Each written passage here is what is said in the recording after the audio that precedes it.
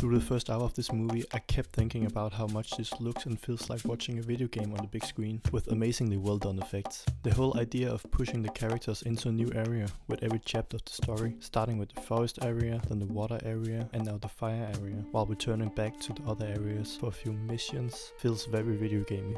The story deals with the aftermath of the events of Way of Water very directly, and how it affects the big Sully family, giving every member of the family an almost equal amount of focus, and showing how they all handle grief and guilt throughout this movie.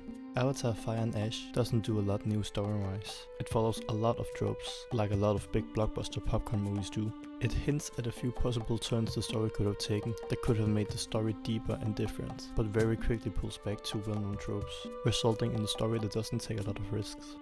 The introduction of a new villain played by Una Chaplin was a great addition that gave some more chaotic energy in the mix. She reminded me a bit of the vast parts from Far Cry 3, and her dynamic with Courage was my personal highlight of the movie. Courage in general was more interesting in this film than the generic military bad guy he was in the previous movies. It doesn't give a lot of conclusion to the plot points and feels like it only digs one tiny layer deeper, so I feel like there's still a lot more to show that I hope gets explored in Avatar 4 and 5. It puts a bow on a few plot points though, but a very loose bow that can easily get untangled and explored more in further movies. If this was the last one, it would be a very underwhelming conclusion, in my opinion, giving only a similar conclusion to the one that was already given in Way of Water.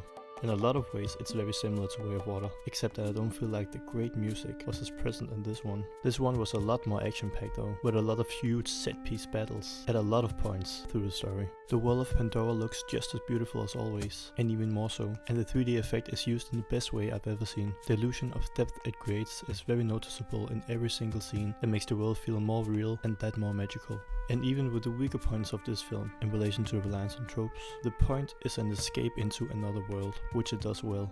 A world that exaggerates the importance of nature and the connection of every living thing on the planet. The importance of spirituality, how we as humans maybe over-rely on technology and science and destroy everything natural, and racism in both the humans and the Na'vi.